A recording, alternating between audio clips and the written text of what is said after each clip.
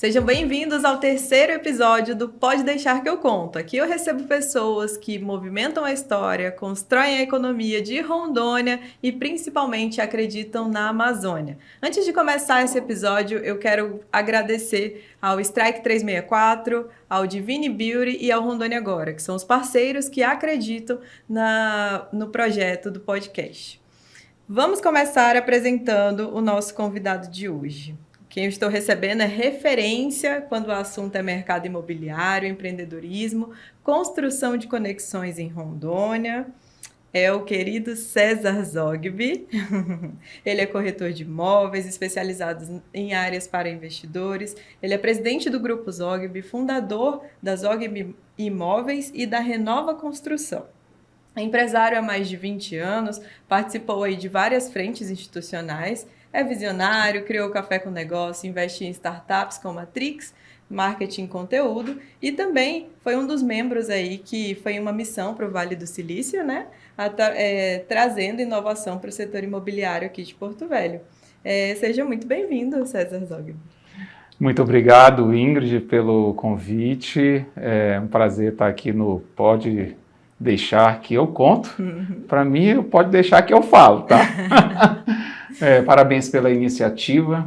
Eu acho muito importante contar as histórias das pessoas que estão aqui na nossa região, compartilhar com o público em geral, de forma mais aprofundada, né, as conquistas, os investimentos, as experiências, os percalços, os desafios de quem veio e quem está aqui morando na região amazônica, no estado de Rondônia, em Porto Velho em especial, onde nós vivemos, e poder enxergar e dar valor às pratas da casa, né? Às pessoas que estão aqui fazendo a coisa acontecer, contribuindo para a nossa cidade, para o desenvolvimento da nossa sociedade, da nossa economia, criando emprego, renda e muitas histórias, né? Com certeza. O nosso podcast tem exatamente esse objetivo, de documentar essas histórias, né, de empresários que acreditaram aqui no nosso estado e que investiram e investem ainda aqui em Rondônia. Eu vou começar te perguntando, César, a minha pergunta de todos os episódios, que quem é o César por trás do LinkedIn? Vamos lá. Servo, acima de tudo, de Deus. Cristão, evangélico, casado com a mulher mais extraordinária que Deus poderia separar para mim, a senhora Zogby, Roberta Zogby, pai de duas meninas maravilhosas, gêmeas, as gêmeas Zogby, que é a minha primogênita, a Sofia, e a minha caçula, a Emily, 2 minutos de diferença. Filho de uma família tradicional aqui em Porto Velho, o patriarca da família Zogby, meu pai veio para cá em 1948, vindo de Belém, e de lá nunca mais saiu daqui, faleceu em 2018, aos 94 anos.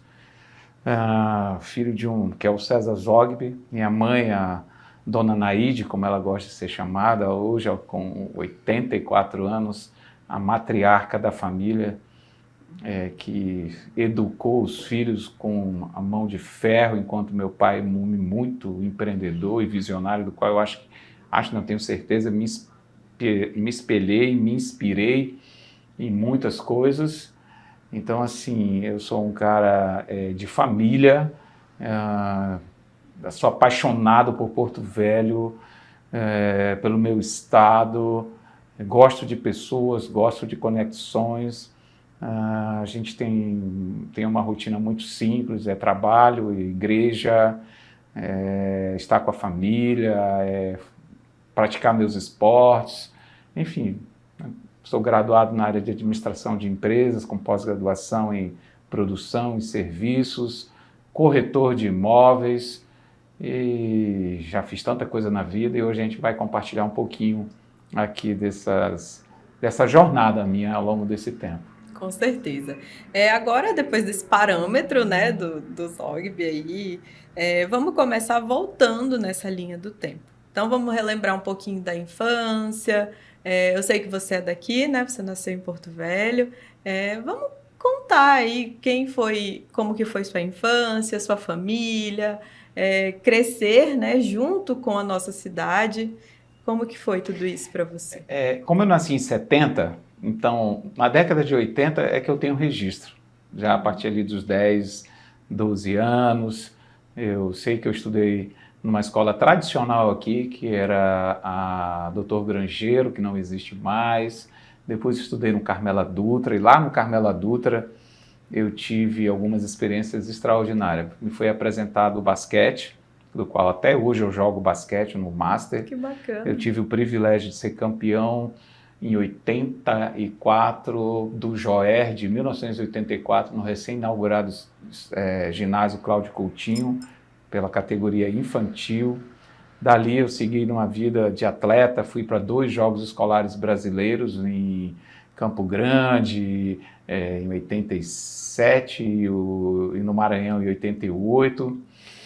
Estudei no Barão de Solimões, no Ângulo. Tive assim uma vida de um jovem daquela década que não tinha a internet ainda, vivendo aquelas experiências, né, de ter muito contato, ir para muitos balneários, sítios, participar de muitas competições, ir nas festinhas, na casa dos amigos. Era uma Porto Velho muito diferente na década de 80 e todo mundo que viveu esse período assim é bem saudosista.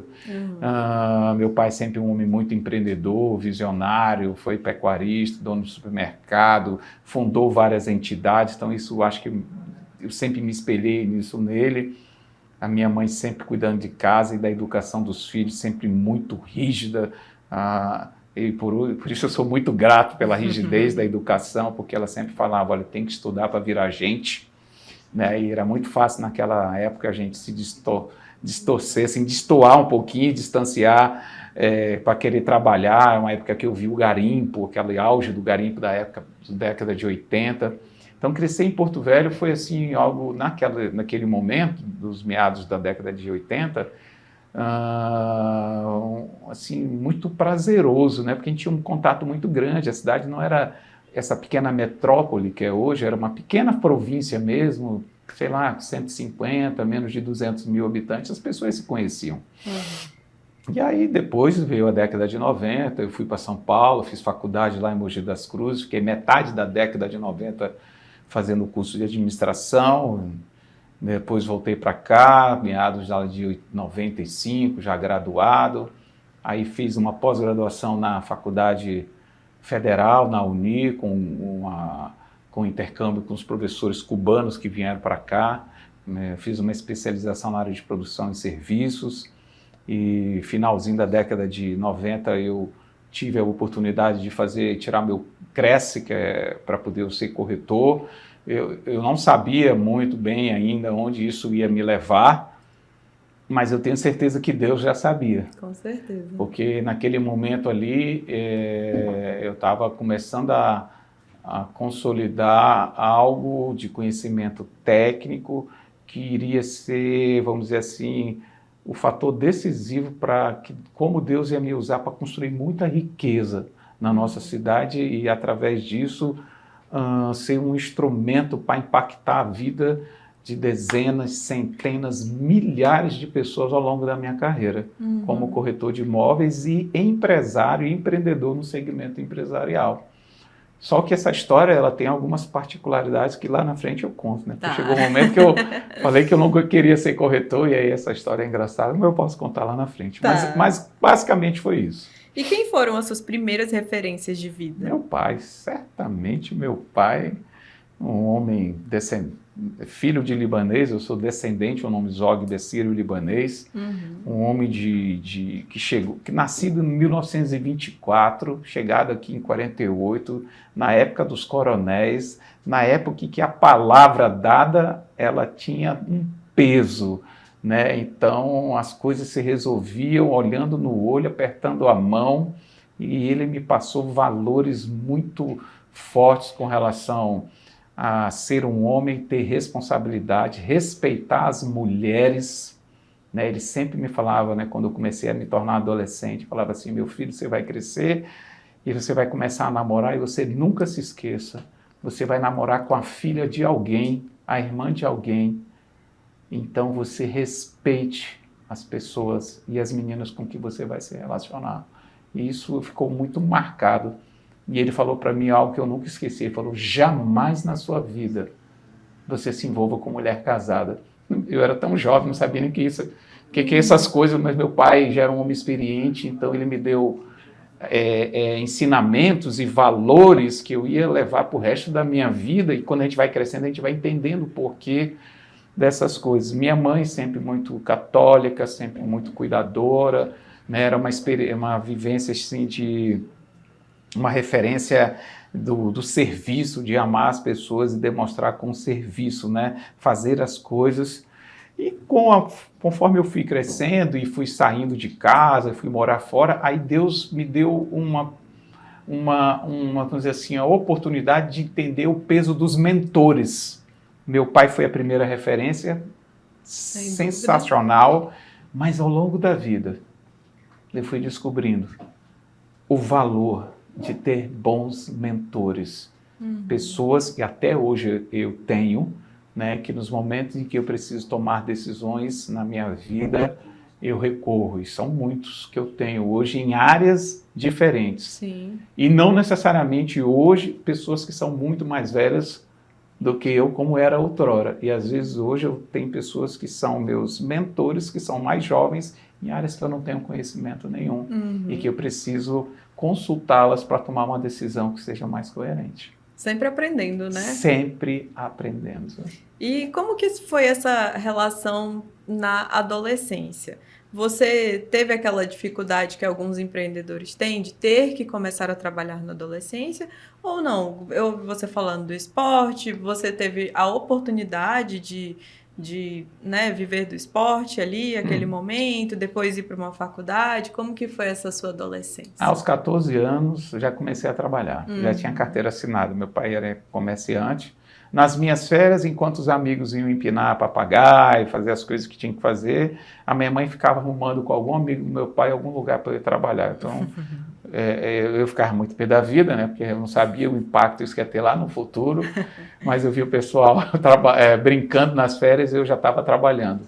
Então, essa relação com o trabalho sempre foi, vamos dizer assim, uma coisa que foi muito próxima. Minha mãe não deixava a gente ficar ocioso, né? Sim. Ela sabia que era o trabalho que ia salvar, que ia abrir portas, que ia fazer com que a gente se apartasse das coisas ruins que todo jovem pode se conectar, né, com bebidas, drogas e coisas erradas, né? Então, era um conjunto ali assim, do que o meu pai fazia, mas sempre muito ausente, porque era sempre muito ocupado, e a minha mãe em cima. Ela não podia ver a gente parado, que ela já arrumava alguma coisa para a gente fazer, e nas férias, conforme eu fui crescendo, sempre trabalhando. Sempre teve essa relação com o trabalho, mas ainda assim, continuava estudando, sim, né? Sim. E teve o esporte também envolvido na vida, né? Nossa, eu era apaixonado até hoje sou muito apaixonado pelo basquete. Eu já participei de campeonatos brasileiros na categoria Master, já fui para o Mundial na Argentina, de Master, então assim, eu gosto de treinar, hoje mais de treinar do que de competir, né? Porque vai chegando a idade, as limitações, a competição e os torneios que são legais, mas a gente esquece que a gente já não tem o mesmo físico, então nas competições, quando acontece, tem torneios direto do Master, a gente sempre, não é raro a gente ficar um pouco machucado em algumas coisas depois. Então os treinos para mim são mais prazerosos, porque no treino você cuida da parte aeróbica, você cuida da técnica. É lógico que é bom competir, mas como eu já estou com 55 anos, eu gosto mais dos treinos, né? Hoje eu treino calistenia, aprendi a gostar do boxe por causa da minha esposa, então eu vou diversificando aí. Mas eu sempre tive um relacionamento um bom relacionamento com o esporte, mesmo que no período da minha vida eu tenha ficado distante. Quando eu casei, nasceram as gêmeas, aí foi uns 10 anos assim que eu pouco pratiquei esporte, que eu tinha eram outras prioridades. Sim, com certeza. Mas são fases da vida. depois volta, né? Sim. E aí você volta também a incentivar filhos. Com E aí certeza. começa um novo ciclo, É, né? um novo ciclo. Se torna até inspiração para os outros. Exatamente. Você sempre teve esse perfil de liderança? Olha, Ingrid, eu não sabia disso até as coisas começarem a acontecer.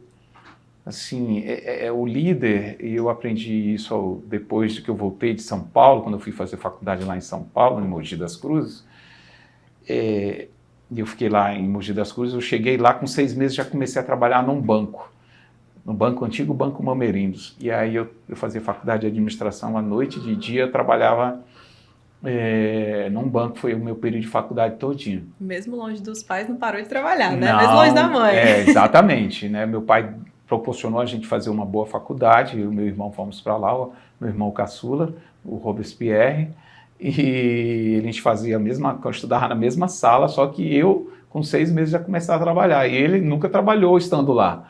Então, todas as férias, a cada 4 meses, ele voltava para cá, e eu ficava lá. Trabalhou. Foi um período da minha vida em que eu lembro quando eu voltei de novo, né, formado, eu peguei lá e fui fazer as contas, quantos dias eu tinha ficado em Porto Velho nos quase 4 anos e meio que eu morei longe, foram 22 dias. Meu Deus. Em 4 anos e meio.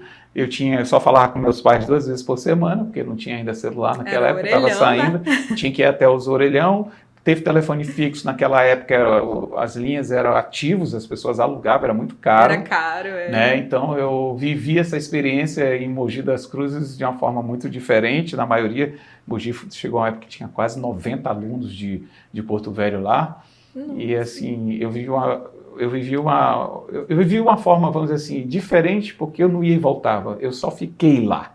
E eu vinha eventualmente, né, a Porto Velho, quando dava nas férias que conciliava do banco e da faculdade. E logo que eu voltei, para me reintegrar em 96, quando eu voltei, meados de 95, no ano seguinte ia ter eleição. 96 teve eleição para vereador e prefeito, e é engraçado, como eu estava voltando depois de quase 5 anos fora, eu estava meio que eu não tinha me desconectado da galera, que eram os amigos, porque você fica meia década fora nessa faixa etária, as pessoas casaram, as pessoas foram para outros rumos, e eu já não estava conectado, né? E aí, logo que eu cheguei, um amigo falou que ia sair candidato a vereador, e quando eu vim para cá, eu pedi as contas do banco. Então eu vim falar, eu vou voltar, eu vou começar minha vida lá, eu vou ajudar meu pai com as coisas dele, mas eu não estava empregado, então eu tinha muito tempo.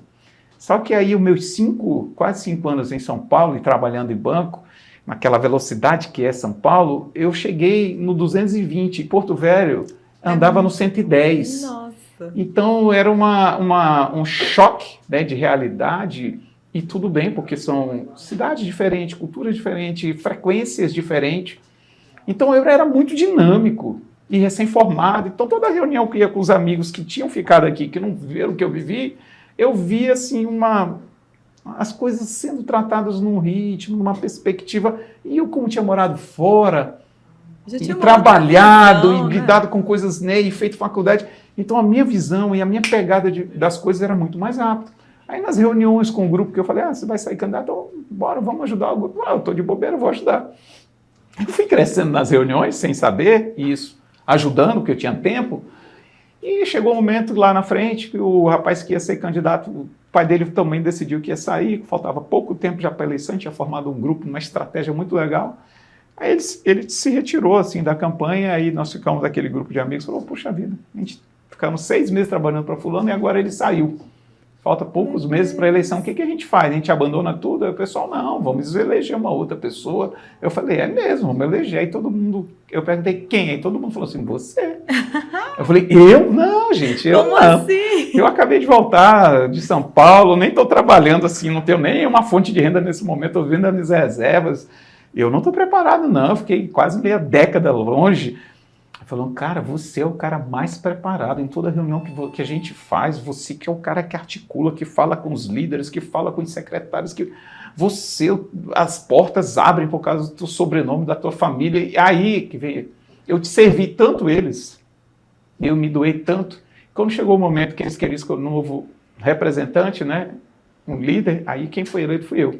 E ali começou uma parte da minha vida que eu acabei sendo candidato a vereador e foi uma experiência assim maravilhosa, de muito aprendizado, de entender, né, um pouco dessa questão política, mas também só fiquei ali, não fui eleito, né, mas assim, conheci essa parte, mas a minha pegada, o meu chamado era para fazer política não partidária, mas sim para empreender, ajudar pessoas que no futuro depois, né, acabei ficando 10, 15 anos da minha vida só nas entidades, né, que nem sabia, mal sabia que no futuro eu ia estar participando de tantas entidades. Mas liderar aconteceu. Eu acho que isso veio já desde a infância, sem perceber, assim, né? Seu pai já foi colocando você, sua mãe já foi colocando você, foi meio que moldando você e Isso. foi acontecendo, na verdade, Exatamente. E eu aproveitava as oportunidades também. Nunca fugia, né, de falar em público, de dar entrevista, de fazer as coisas, né? Então, dava medinho, né, como a minha esposa fala, mas vai com medinho mesmo para minhas filhas, né? Mas é isso. Só segue o barco, vai indo com medo, mas vai fazendo acontecer. E qual que foi o momento mais marcante da sua jornada? Você se lembra de algo assim que... Nossa. Eu imagino que tenha várias, né? Mas... É por fase, né? Eu acho que foi decisivo. Algumas coisas foram decisivas na minha vida, inevitavelmente. Mas a mais marcante foi quando eu tive um encontro especial com Jesus Cristo. Inevitavelmente existe um César antes e depois. Em 98, passando por um momento difícil da minha vida, após aquele momento que eu fui candidato, depois eu comecei a trabalhar com venda de relógio, depois disso eu abri uma representação, depois disso eu abri uma agência de publicidade, a minha vida... E aí eu tive um momento assim, uma conexão difícil com uma pessoa, e eu estava num momento assim, afastado da família, não estava legal, aí descobri que eu tinha que fazer uma cirurgia para tirar a vesícula, e eu fui para aquela sala de cirurgia, naquele momento não estava bem com a minha mãe, que é uma pessoa muito especial da minha vida, por pura rebeldia. Eu entendo que eu tinha errado. Aí eu fui sozinho para o hospital fazer a cirurgia, nunca tinha feito a cirurgia. Aí eu entrei na sala de cirurgia e pensei, cara, o que aconteceu da minha vida? Tudo que eu planejei lá atrás, nesse momento eu estou totalmente distante. E principalmente, não estou bem com a minha mãe. Não, falei, Deus, eu não sabia orar. Falei, Deus, se eu não morrer, porque toda cirurgia tem risco. Tem. Se eu não morrer, eu quero mudar a minha vida. Eu falei assim. E aí eu passei pelo processo da cirurgia. Quando eu saí de lá, minha mãe foi para lá. Eu tive um problema que a questão estava faltando oxigenação, eu estava ficando meio cianótico, eu estava ainda sedado e eu ouvia as pessoas falando, olha, ele está ficando roxo, chama não sei quem, eu não conseguia falar, eu só ouvia. E eu acho que naquele momento, que Deus deve ter olhado, sabe? Eu sei que Deus é o culpado, mas Ele tem tempo para a gente quando a gente clama. Ele deve ter olhado e falou assim, será que eu trago esse camarada agora? Deixa eu olhar um pouquinho lá na frente, se eu deixar ele viver, o que ele vai aprontar? Né? Mas brincadeiras à parte, eu acho que ele falou assim, vou dar mais um pouquinho de sopro de vida para ele, porque eu tenho missões para esse cara. E foi dali que eu saio daquela cirurgia e 10 dias depois, me recuperando, apareceu a oportunidade de uma das minhas irmãs de fazer uma viagem de férias, ia para Natal, ela falou, mano, você não quer ir para lá, passar uns dias, espairecer um pouquinho, sair de Porto Velho, esse ambiente estava meio complicado. Falei, eu quero. Fui falar com o médico, falou, ó, se você for viajar, toma cuidado, você está cheio de pontos ainda, você não pode andar na praia, você não tem... Era muita restrição. Ele falou, se eu fosse você, eu nem iria. Eu falei, não, mas eu quero ir. Ele falou, então tome cuidado. Aí no dia que eu estava indo viajar, indo para o aeroporto, meu cunhado foi me buscar, eu falei assim, cara, eu vou ficar 10 dias no lugar de praia, mas eu não posso andar no sol por causa dos pontos, posso andar na areia para não romper os pontos, não posso entrar no mar, o que eu vou fazer? Pode fazer nada. Falei, já sei, um livro. Eu sempre gostei de ler. Falei, quem tem um bom livro nunca está sozinho. Meu Deus. E foi ali que eu olhei para um lado, olhei para o outro. Falei, que livro, né? Faz tempo que eu não compro um bom livro. Aí eu olhei em cima da minha estante, tinha um Novo Testamento que eu tinha recebido quando jovem na Escola Carmela Dutra há 14 anos, dos Gideões Internacionais, o Novo Testamento. Sei quem está assistindo aí já, na época minha era cinza, hoje eles distribuem na cor azul na escola. Aquele Novo Testamento que eu recebi quando adolescente, que eu nunca tinha lido, estava ali, ó, 14 anos depois, eu tinha estado ali como perdido. Aí me deu uma vontade de ler aquele livro, eu falei, e por que não? Peguei, botei no meu bolso, no aeroporto eu comecei a ler, e logo na frente tinha onde procurar auxílio e quando. Aí, quando se está enfermo, quando se está ausente do lar, quando se está ansioso, aí eu ia lendo aquelas partes que são assim muito pontuais, de situações diferentes, e aquilo ia entrando na minha cabeça. Aí chegou um momento que eu falei assim, quer saber, eu vou ler esse livro do início ao fim. Porque eu só estava vendo os textos, mas eu tinha dúvida das histórias, do contexto daquela situação. E foi ali que eu encontrei o Salvador da minha vida, lendo a Bíblia. E aí começou a mudança. E aí, quando eu volto para Porto Velho, eu vou na igreja, que hoje eu sou membro, a Segunda Igreja Batista, e o pastor pregou sobre ansiedade. Quando ele fez o apelo, eu falei assim, cara, é esse Jesus, é esse cara que eu quero servir. Então, essa foi a coisa mais marcante, inevitavelmente. Lógico, depois, o casamento. E depois do casamento, cara, a emoção mais forte, o nascimento das minhas filhas.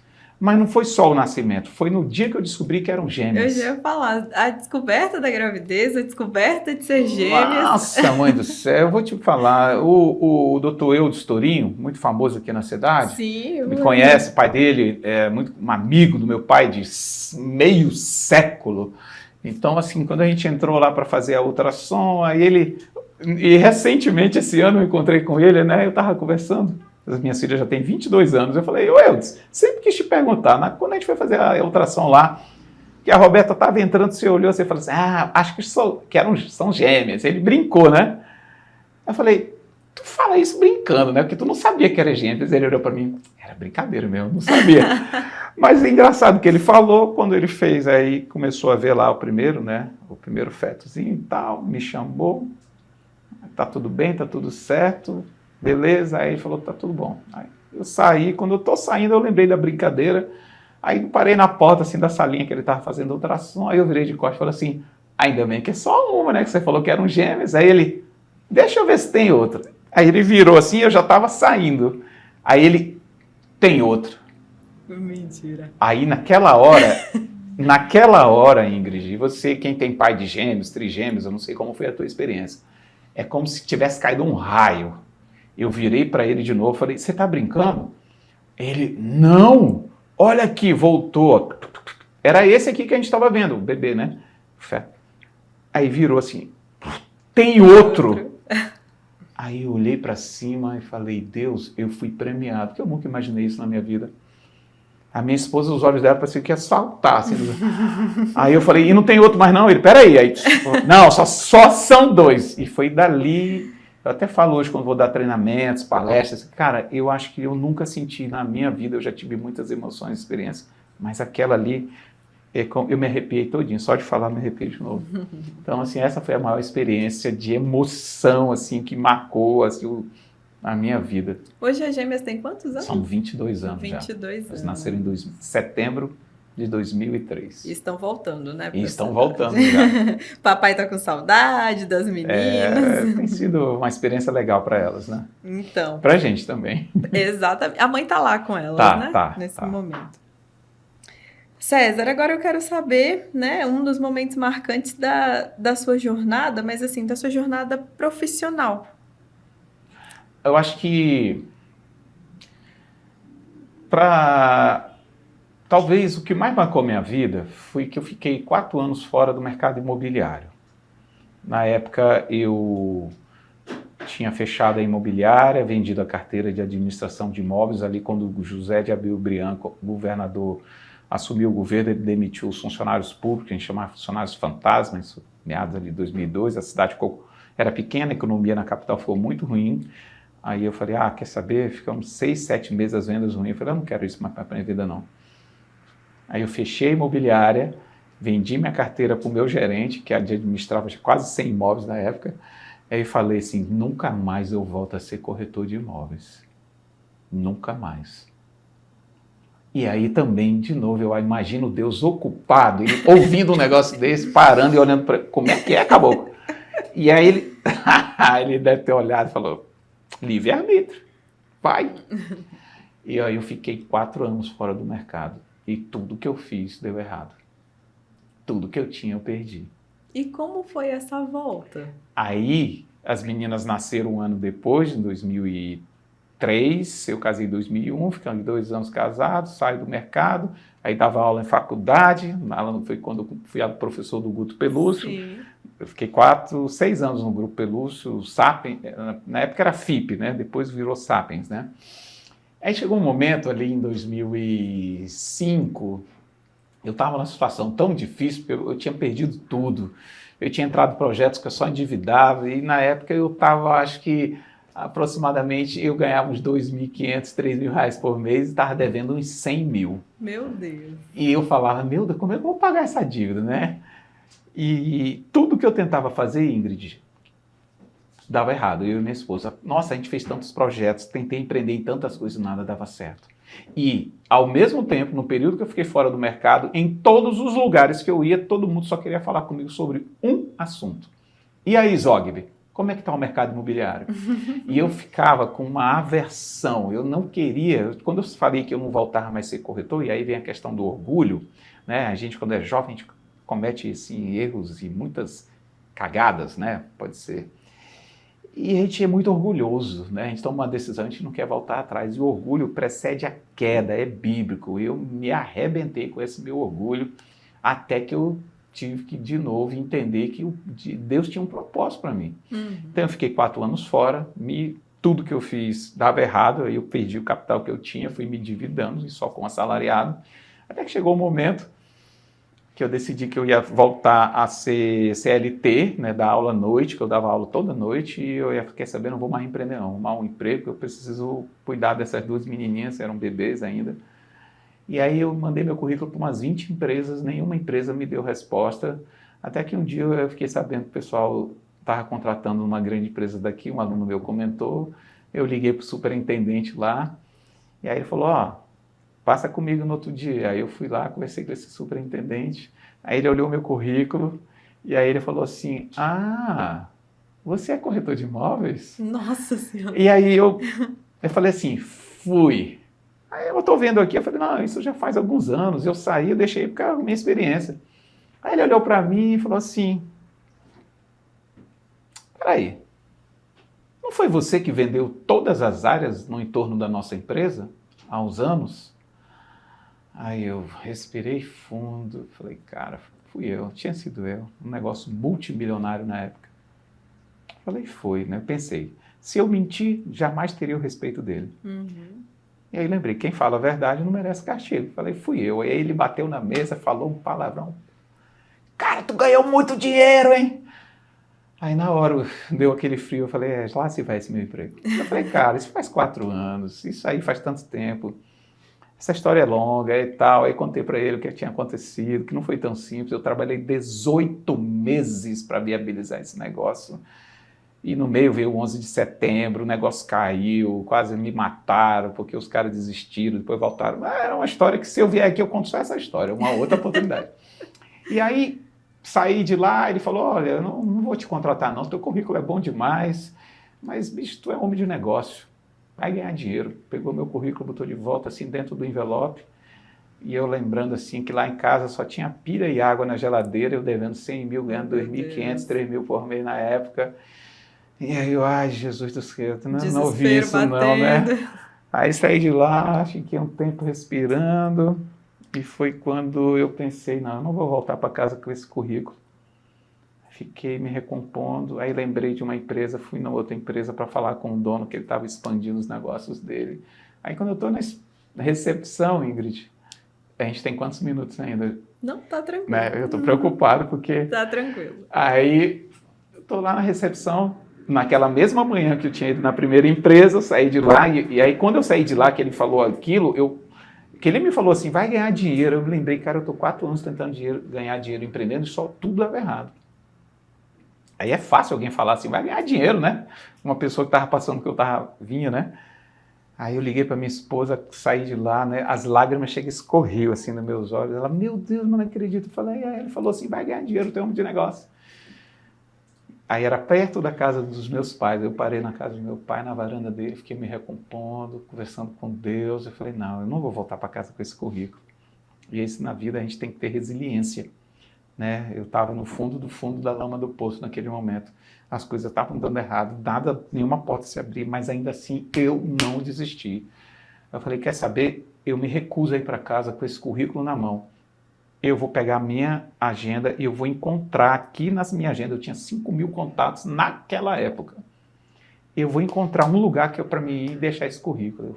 Eu fui. Não chegou no S. Eu vi o nome. Aí, puta, vou lá. Aí fui na empresa dessa pessoa. Cheguei lá, ele estava ocupado, fiquei esperando. Aí o gerente dele me viu e falou, ô César. Aí eu olhei, opa, chega aqui. Aí fui lá na salinha com o gerente. O que você está fazendo? Eu falei, vim falar com o patrão. Mas o que você está fazendo da vida? Eu falei, eu dou aula à noite. Tu é corretor de imóveis, né? Eu falei, fui. Já, quando vim com esse papo, eu fui. Não, faz 4 anos que eu estou fora. Ele, cara, a gente vai lançar um loteamento, eu estou fechando uma turma de corretores. Tu não quer vir compor nossa equipe de corretores? Aí eu, não, rapaz, de novo essa história. E enquanto eu conversava com o gerente, o dono da empresa veio, bateu assim no meu ombro, viu a gente lá. É Cezinha, ele me chamava de Cezinha. Aí a gente começou a conversar. Ele em pé, eu sentado, o gerente aqui, e era só sobre negócios imobiliários. Aqueles dava vontade assim, deu. E eu com o currículo aqui, querendo chegar lá na sala do patrão, eu falava, me contrata, que eu precisava de um salário todo mês para eu poder botar dinheiro, alimento em casa, né? Algo mais previsível, né? E a repente falou de tudo. Aí daqui a pouco chamaram ele foi para a sala e não saiu mais, ele saiu depois da empresa e eu vi que eu não tive aquela conversa. E foi naquele momento que eu fui lá com a secretária, falei, o cara não vai me atender, não. Ela falou, não, ele já foi embora, ele já não falou com o senhor? Aí eu falei para a secretária, não, ele não falou comigo, não, ele foi me cumprimentar e ficou conversando ali, mas o que eu tenho para falar com ele é em particular, e eu estava com o currículo na mão. Oi, gente. E aí a secretária, ai, seu César, desculpa, ele não volta mais agora antes do almoço, já era quase 12:30, 1h. Eu vou marcar uma outra hora. Eu falei, tá bom. Aí quando eu tô saindo da empresa, o gerente dele, ô César, eu olho para trás, ele, pensa bem, vamos vender aquele loteamento com a gente. Aí eu respirei fundo. Lembrei que eu sou uma pessoa que eu tenho educação, eu fui educado em casa. Tá bom, eu vou pensar nisso. Cheguei em casa, contei para minha esposa tudo mais detalhado, as 2 situações da primeira empresa e da segunda. Eu falei, olha aqui, eu voltei com o currículo à minha mão. E lá o fulano lá sempre me chamando, insistindo para eu ser corretor de imóveis. E aí, Ingrid, vocês que estão assistindo em casa, lá em Provérbios fala que quem acha uma esposa achou um tesouro. Eu achei o meu tesouro. Minha esposa é muito sábia. Roberta, quem conhece pode comprovar. Foi aí que ela falou assim para mim, depois que eu contei a história, ela com as gêmeas bem pequenininhas, segurando as gêmeas. Ela falou assim, meu amor, você não está orando para Deus abrir uma porta para você há meses? Falei, sim. Você não mandou currículo para um monte de empresa? Quantas foi? Eu falei, 20. Alguma delas te chamou para entrevista? Eu falei, nenhuma. De manhã, na primeira empresa, que era Termonorte, né? O gerente, o superintendente, que até hoje é a mesma pessoa, que virou uma pessoa muito querida e marcou minha vida, o Paulo Andrade. Ele falou, tu é um de negócio, vai ganhar dinheiro? Aham. Depois tu foi na segunda empresa, que era para pedir um emprego, o pessoal vai lançar um loteamento, me convidou para ser corretor. Eu falei assim, será que é essa? Não é essa a porta que Deus está abrindo para você? Aí eu falei assim, mas eu falei que eu não volto. E quando eu ia falar a frase inteira, a ficha caiu. E aí me veio, sabe o que na cabeça? Provérbios 16:1. Quem está em casa pode abrir. Tem muitas versões, mas aqui vem na minha cabeça assim, ó. O coração do homem pode fazer planos, coração do homem. Mas a resposta certa dos lábios vem do Senhor. Cara, na hora veio aquilo na minha cabeça. Eu falei, uau. Eu falei, será? Para ela falou, pai, o que você acha? Em todo lugar que eu vou contigo, as pessoas só falam uma coisa, mercado imobiliário. E você resiste em não voltar porque tu é orgulhoso. Porque tu disse que não voltava. Aí eu passei uma noite meditando. No outro dia eu tomei uma decisão, que foi a decisão que me fez voltar. Eu fui e fiz um voto. Na verdade, um desafio. Eu falei, eu lembrei que lá no livro de Juízes, Gideão faz um desafio com Deus. Aí eu falei, eu sirvo o mesmo Deus, então eu vou fazer um desafio com Deus. Eu vou consultar 5 pessoas que eu respeito para saber se eu devo voltar para o mercado imobiliário, porque eu estava numa situação tão difícil. É por isso que eu falo dos mentores, das pessoas sábias.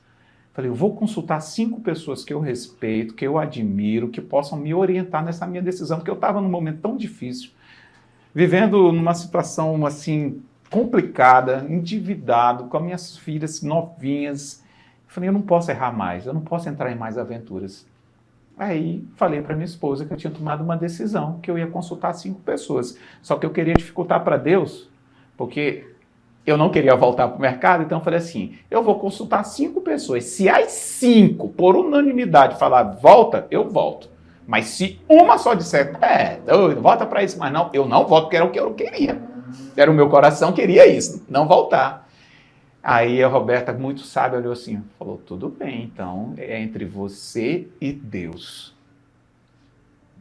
E se retirou. E aí eu fui na primeira pessoa, que era o meu mais ardoroso fã, todavia mais severo crítico. O meu pai, o patriarca. Cheguei lá, meu pai como descendente de libanês, um homem bruto, cara da época dos coronéis. Ele só de olhar para você, você já se destruturava todinho. Se conversar com a Roberta um dia, tu fala assim, como é que foi a tua primeira experiência com teu sogro? Ela conta hoje, mas depois virou a queridinha dele. Só que também um coração desse tamanho, passou a vida ajudando pessoas. Cheguei lá para falar com ele, falei, pai, preciso tomar uma decisão, quero saber a sua opinião. Ele, pode falar. Falei assim, eu fui convidado para voltar para o mercado imobiliário, eu quero saber a sua opinião. Ele olhou para mim sério assim, eu já imaginei que ele ia me dar uma esculachada. Aí ele falou assim, até que enfim. Pronto. Você nunca devia ter saído do mercado imobiliário. Você tinha uma imobiliária montada, estruturada. Veio uma crisezinha aí, você não teve a força de sustentar o período, fechou a sua imobiliária. Volte. Nossa, mãe, eu saí dali e falei, Deus, ele é meu pai, né? Eu achei que ele ia ser o primeiro a dizer não, mas ele não vale, é meu pai. Aí fui, uma por uma as pessoas. Fui com meu irmão mais novo, que é um cara muito equilibrado. Fui com o pastor da minha igreja. Todo mundo volta. E cada um falava uma coisa diferente. Cara, volta, você é um cara assim, sensado. E falavam coisas, eu falei, será que eles estão falando de mim mesmo? Quando você está naquela situação, com a tua autoestima lá embaixo, você não consegue enxergar as suas qualidades. E aí faltava um dia para começar o empreendimento, eu tinha que dar a resposta, ia lançar, tinha que fazer um treinamento. Aí era numa segunda-feira, eu fui para o culto da minha igreja, eu falei, meu amor, faltam 2 pessoas, eu preciso hoje na igreja, eu vou encontrar essas 2 pessoas. E acabou o culto, eu olhei, estava o doutor Cabral, Elifaz Cabral, padrinho meu e da Roberta de casamento. Aí eu, poxa, mas não, o Eliú, primeiro eu vi o Eliú, o irmão dele. Aí eu falei, vou lá falar com o doutor Eliú, o maior professor de EBD que eu já tive na minha vida. Cara muito sábio. Cheguei, Eliú, posso fazer uma consulta? Ele, fala, professor, ele só me chamava de professor. Eu fui convidado para voltar para o mercado imobiliário, eu queria saber a tua opinião. Ele falou, professor, ele tem um sotaque. Aquilo que o homem conquistou, ele não deve abrir mão. Você tinha uma imobiliária muito estruturada. Você tinha que ter mantido a imobiliária e ter ido dar aula à noite. Volte. Aí, meu Deus, será que ninguém vai falar o não? Só precisava de um. A última alternativa. Aí só tinha um. Eu olhei e estava o Elifaz, que é irmão dele, médico também, e é o oposto dele. Aí eu falei, eu acho que o Elifaz vai me salvar. E é um cara que eu respeito. Aí cheguei e falei, Elifaz, isso. Todas as fichas. Aí ele olhou para mim, o Elifaz é muito contrito, assim, fala baixo, e falou assim, ô César, eu vou te falar uma coisa. Existem 2 pessoas que eu conheço que têm um dom, um talento para o mercado imobiliário. Você é uma delas. Volte. Falei, tá bom. Então, fui dali, nesse desafio, nesse voto com Deus, que eu tomei a decisão de voltar ao mercado imobiliário. Ali que começaram as coisas. Foi ali que eu tive a convicção. E mesmo tendo essa convicção, eu ainda fiz mais um voto com Deus. Porque quando eu entrei no carro, que eu estava sério, indo para casa, a Roberta percebeu, falou, por que você está tão calado? Você não é assim. Eu falei, não, lembra que eu falei que ia fazer um voto com Deus, ia consultar 5 pessoas? Ela, aham. E aí? Eu falei, pois é, consultei as 5. Ela, e aí? As 5 falaram para votar. E a Roberta é muito prática. Ela falou, então pronto, tá decidido isso. Eu falei, Assim. Eu falei, não, mas calma, porque, ó, não é tão simples. Ela, o que não é tão simples, meu amor? Eu falei assim, eu nunca vendi loteamento, não era minha área de posicionamento, eu sou um corretor com outro posicionamento.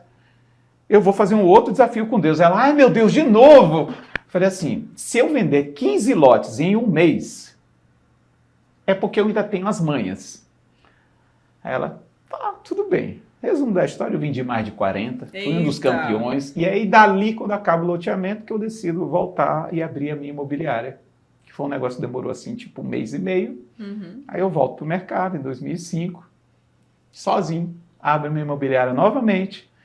E aí começa a trajetória que ia se tornar, 20 anos depois, o Grupo Zogby, que hoje trabalha mais de 40 pessoas em 3 empresas. A gente já está indo para os 10 minutos finais, não é isso? Eu posso voltar outro dia, porque menino. eu acho que não... Penso que eu falei, mas tudo bem. Veja que você precisa. Ainda vai dar tempo. Eu quero entrar, como você falou, nesse assunto da imobiliária. Eu queria que a gente falasse um pouquinho dos números da imobiliária, né?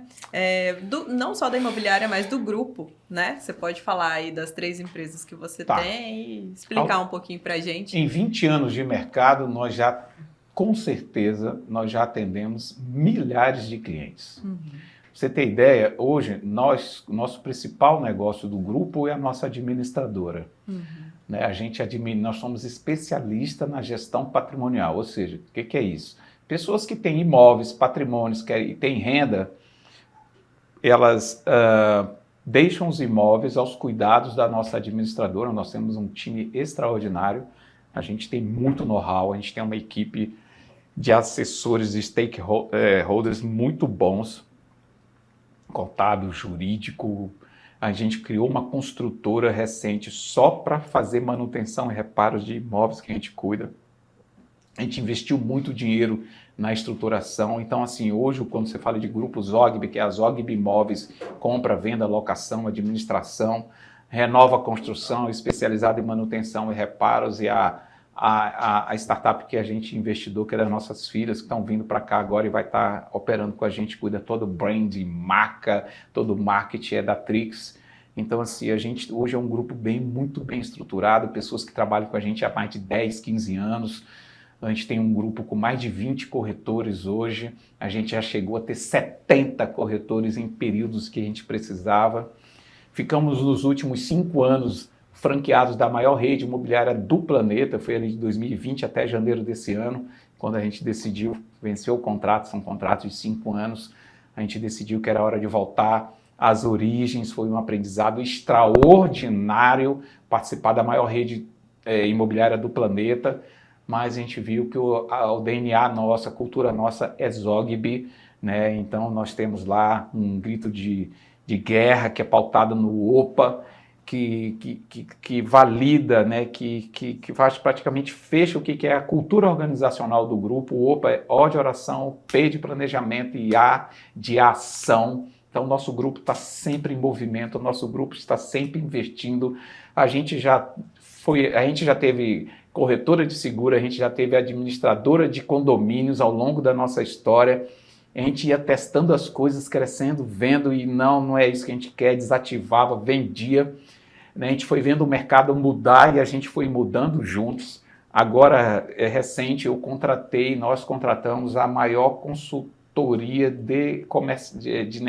da área comercial do Brasil para reestruturar toda a nossa parte comercial, porque nós chegamos até aqui com um modelo, só que para onde a gente quer chegar, a gente precisa... são 6 meses de consultoria que a gente vai implantar um negócio muito diferente para poder ter uma entrega melhor para os nossos clientes, sede nova depois de 20 anos. Então, assim, cara, isso é a Zogby, a cultura e os nossos valores e aquilo que a gente acredita, sempre focado na excelência. O nosso slogan é: a segurança está na palavra. Uhum. Então, é a palavra. Isso vale muito. Hoje tem quantas pessoas trabalhando com vocês no grupo? Mais de 40 pessoas no Mais de grupo. 40 pessoas. Fora os parceiros e associados. Só na nossa carteira de administração, entre locatários e locadores, a gente tem mais de 1.400 pessoas, né, que a gente gerencia toda essa parte. Temos parceria com quase todas as incorporadoras, loteadoras, as imobiliárias, também fazemos muitos negócios, cooperativas de crédito. A gente tem essa conexão de cuidar de pessoas. Né? Quem conhece o Grupo Zogby, quem já foi cliente nosso, mas vocês são perfeitinhos? Não, está longe, eu não sou perfeito, ninguém é perfeito. A gente erra, mas quando a gente erra, a gente assume. Cliente nosso não tem prejuízo. Cliente Zogby não tem prejuízo. Então, a gente está sempre investindo, sempre melhorando, porque o mercado é muito dinâmico. E assim, é errando, aprendendo, Sim. Consertando, Exatamente. tentando novamente. Por isso que nós estamos há mais de 20 anos no mercado. E evoluindo sempre. Sim, com certeza. Uma outra coisa que eu não posso deixar de falar, de jeito nenhum, no meu podcast ele tem esse princípio de falar, né, dos empreendedores na Amazônia. Eu vi que você foi uma das pessoas que foi para o Vale do Silício, busca referências de fora, mas quando a gente fala de Amazônia, qual é o diferencial de empreender aqui no nosso estado?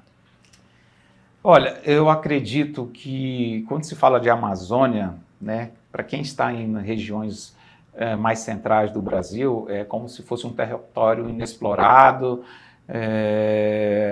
de grandes desafios, de pequenas demandas, e de fato é tudo isso, para quem está olhando de fora. Mas para a gente que vive aqui, uma terra de oportunidades, porque onde os outros veem dificuldades, a gente vê as oportunidades.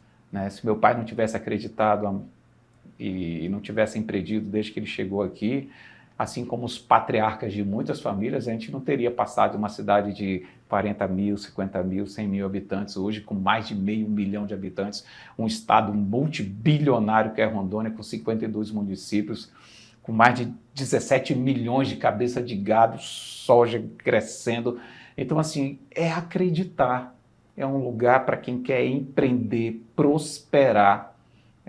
Pessoas que querem realmente colher, semear e colher. Aqui tem oportunidade para todo mundo. Agora, estamos com a malha aérea praticamente isolados, somos penalizados com a carga tributária. Em vez de nós termos incentivos, subsídios, por estar nesses rincões distantes da Amazônia, que é verdade, o nosso custo para tudo aqui é muito mais pesado. Então, Rondônia, Amazônia é para os fortes, porque tudo do clima, das condições das rodovias, malha aérea, carga tributária, tudo pesa mais para nós. Nós temos que ter privilégios e, na verdade, nós não temos nada. Então, assim, às vezes o pessoal fala, cara, por que tu não entra na política para mudar isso? Fala assim, eu aposto em pessoas na política para mudar isso. Né? Eu faço política não partidária. Não sei, também eu não posso dizer que eu nunca vou entrar, mas eu digo o seguinte, é desafiador, e por isso que a gente tem que estar associado a pessoas, a gente tem que estar próximo de pessoas, porque ninguém faz sucesso sozinho. Então, na Amazônia, você tem que ter bons parceiros, mais do que nunca. Perfeito. Sobre a Amazônia, então, está respondido. Também não posso deixar de falar que o Zogby, ele é um homem que está sempre ali antenado nas redes sociais, né? Então, eu quero entrar nesse assunto porque, assim, você está há 20 anos no mercado. E não é para qualquer um ir se adaptando às tendências. Como você falou, antes para ligar para sua família aqui, pô, era o orelhão. Hoje, né, a gente tem a facilidade do celular e ganhamos essa forma de visibilidade prática, que a gente pega o celular aqui e grava. Eu vi que seu perfil é muito bem trabalhado, né? Você falou da Trix, né? Então, eu quero saber aí como que foi essa construção da marca de vocês, de entrar no mercado e ter essa visão de que precisavam estar ali como corretor, como empresa, família. Quando nós decidimos não renovar o contrato com a franquia, em agosto de 2024, nós fomos para São Paulo, eu e o meu sócio, o Ricardo, e a gente participou de um curso do G4 Educação, a maioria das pessoas hoje conhece, Sim. o Traction. Nós ficamos um final de semana de imersão em São Paulo. E teve um módulo maravilhoso, acho que foi o Toledo, que deu aula para a gente, que era sobre cultura organizacional. E a gente lá falando assim, qual é a cultura da tua empresa? Aí naquela época a gente, cara, nós somos Zogby ou somos a franquia americana, né? Que era 3 CNPJ, era só administradora, era empresa de vendas, era marcas diferentes, e a gente ficou assim, sabe, confuso. Quando a gente voltou, tinha um monte de dever de casa para analisar DRE, investimento, taxa de retorno, lucratividade das empresas, o que compensava, o que não compensava, quais eram os nossos pontos fortes, fracos, SWOT, aquelas coisas todas de gestão. E foi ali que a gente já estava no período da renovação do contrato com a franquia, renova, não renova, que a gente decidiu falar assim, cara, peraí, na verdade, até hoje, a referência maior, como os nossos negócios, 99% são na capital, é Zogby, não é a franquia. Então foi ali a decisão, em função do investimento de ir para esse curso lá em São Paulo, não é um curso barato, que a gente fala assim, né? Por isso que é importante a gente nunca parar de estudar, né? Sempre aprender, né? Sempre estar participando. Fala assim, não, então nós vamos voltar a ser Zogby, né? Imobiliária Zogby, a gente vamos ser Zogby Imóveis. E nesse momento, as ministérias estavam montando em 2024, por causa de um trabalho na faculdade, elas são formadas na área de negócios digitais com administração de empresas, elas estavam formando uma agência de publicidade, foi um trabalho de faculdade que depois o negócio pegou. E aí, quando a gente decidiu sair, no final de 2024, elas pediram uma reunião comigo, no final ali de dezembro, praticamente um ano, e a gente quer fazer uma reunião com os sócios da Zogby. Aí elas lá de Curitiba, por videoconferência, eu falei, isso, uma reunião com os sócios, Aí tá bom, porque toda sexta-feira a gente tem reunião com os sócios e gestores, né, pela manhã. Aí, por videoconferência, aí elas apresentaram, assim, nós criamos a nossa agência, vocês sabem, então nós queremos cuidar da conta da Zogby e nós queremos ser uma empresa do grupo. Elas não querem só ser uma empresa daqui de Curitiba que vai cuidar da conta, nós queremos ser uma empresa do grupo Zogby. Vocês têm muitos clientes, vocês têm muitas coisas lá. Aí eu olhei para os meus sócios, olhei para minha esposa, assim, um pai todo orgulhoso, né? Falei assim, caraca, vocês... Falei assim, nós queremos ser uma empresa do grupo Zogby. Então invistam na gente. E com isso, a gente começou a falar assim, como a gente vai deixar de ser a franquia, como que a gente vai trabalhar daqui para frente? Aí a gente descobriu algumas coisas. Primeiro, que o César Zogby tem um brand, a marca César Zogby, um cara que fundou entidades, participou 15 anos de um monte de coisa. Eu, por si só, sou uma força inevitável. A Roberta, pela atividade dela na área evangélica, líder, serva e como corretora de sucesso, ela é um brand especial, por causa dessas redes sociais que eu não sabia trabalhar isso. A Zogby Imobiliária, por si só, ela é uma fortaleza, porque quando a gente decidiu sair, os corretores, que a gente tinha mais de 30 na época, explicamos para eles que a gente não ia renovar, mas quem quisesse continuar a franquia, a gente ia assinar uma carta para ir para outras e tal. E eles falaram, não, a gente vai ficar aqui, porque até hoje a gente vai nos lugares, cara, quando a gente fala o nome da franquia, eles falam, o que é isso? Falo, é lá do César, ou é lá da Zogby. Ah, do César, da Zogby, pode entrar. Então a gente, cara, a nossa força aqui é muito grande.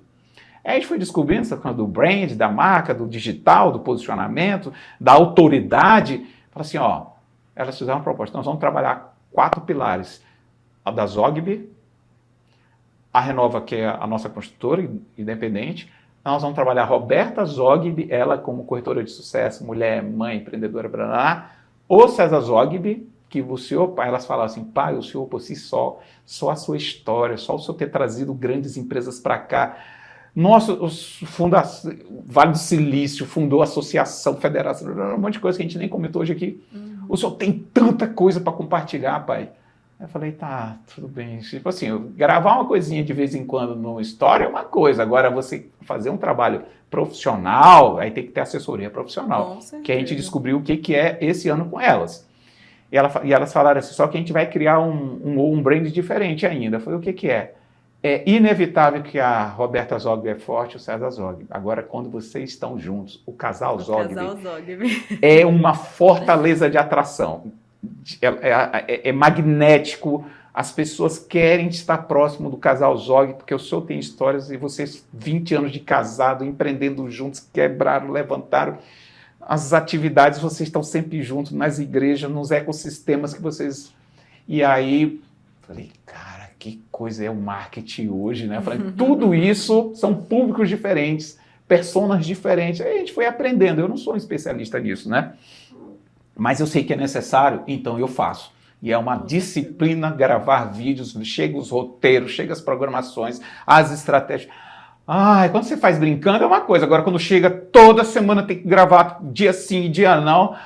E aí você vê, cara, mas é o seguinte, é constância, é estratégia, é intencionalidade, é medir resultados, indicadores, é ver o que está dando certo, o que não está dando e continuar investindo. Aí, com o tempo, você vai tendo uma audiência maior, uma profundidade maior, aí as pessoas falam, pô, tá legal, cara, que sorte, né?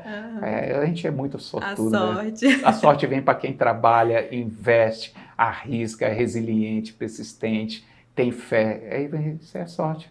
Olha, eu vou te falar que eu, como jornalista que tem um pezinho no digital, é orgulho ver um empresário falando dessa forma, tá? Entendendo tão bem, assim, né, de marca, de persona, de não sei o quê, todas aquelas coisas que a gente batalha tanto para que entendam. É muito bonito de ver, viu? Parabéns. Obrigado. Eu tenho boas mentoras. As gêmeas, uma puxando de lado, outra do outro. Pai, mãe, bora fazer. Quem sabe aproveitar que elas vão estar de férias aqui, né? Eu acho que seria legal, como jovens empreendedoras, os prêmios que elas ganharam lá em Curitiba e tal. Eu acho que vale a pena um papo com você, se não um podcast, mas uma conexão que essa nova geração vem e o que elas já fizeram lá. Depois você vai saber. Vale a pena.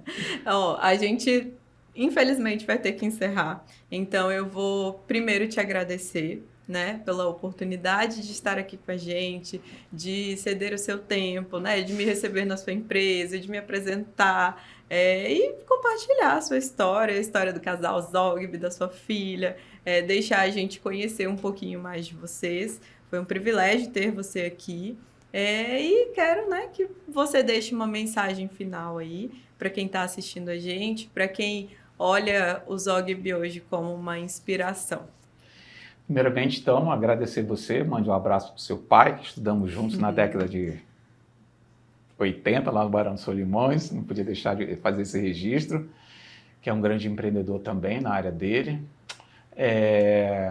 Agradecer essa equipe que está aqui nos bastidores, né? Que eu acho que vocês curtiram essa história tanto quanto ela, né? Que eu estava vendo ali, né? A Tayane, o Vini, o Gabriel. É um prazer compartilhar. Eu acho que quando a gente encontra o nosso propósito, né? Eu fiquei anos desgarrado, assim como o Jonas. Aí o Jonas teve que ser engolido por um peixe para poder ir lá para falar para o povo de Nínive. E hoje eu vejo que eu fiquei desgarrado. Hoje eu sou um cara assim muito abençoado, eu participo de vários ecossistemas, né? A gente não falou, mas eu faço parte da maior associação do mundo a serviço do Reino de Deus, que é o Ministério dos Gideões Internacionais. Há um quarto de século eu faço parte dessa associação, que tem 126 anos, presente em 200 países, que é o que entrega Novos Testamentos nas escolas. Um dia eu recebi um Novo Testamento, depois que eu me converti, 2 anos depois, um cara falou assim, cara, vamos participar de uma reunião de homens de negócios? E eu fui lá e mal sabia eu que era dos Gideões, que foi... E lá já tem 25 anos que eu dou palestra, entrego o Novo Testamento em escolas, hotéis, quartéis, prisões, e já fiz tanta coisa que, se eu fosse falar só dos Gideões aqui, era um podcast inteiro, e do qual sou apaixonado.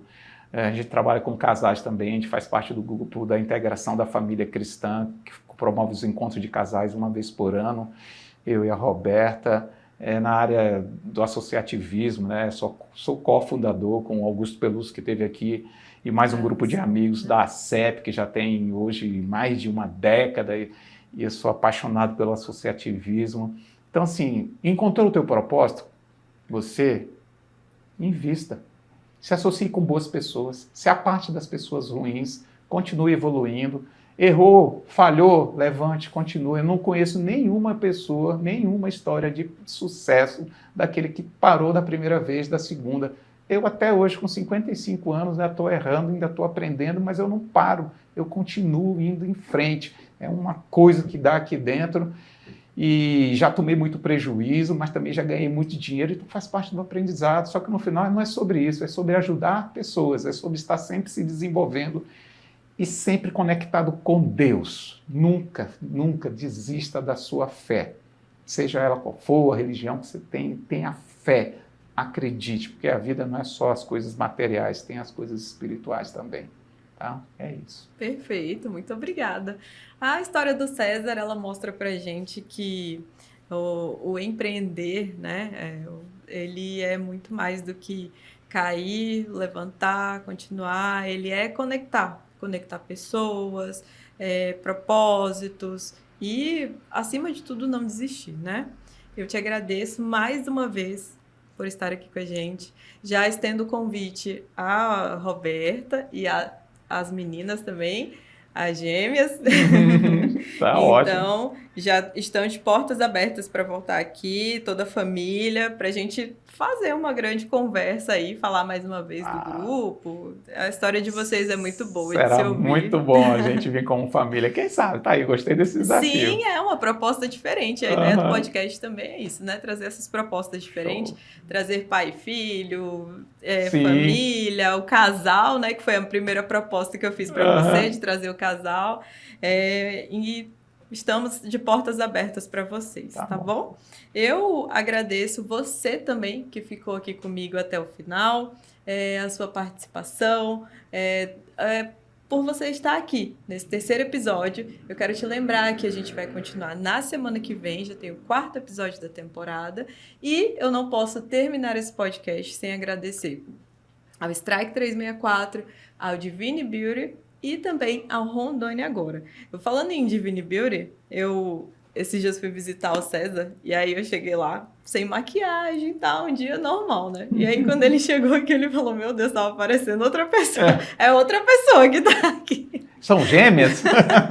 Não é aquela pessoa que foi me visitar lá. Não, parabéns, a produção tá então, excelente. Olha só, Divine Beauty viu acertando. É isso, gente. Muito obrigada por você estar até agora aqui com a gente. Até o próximo programa. Tchau, tchau.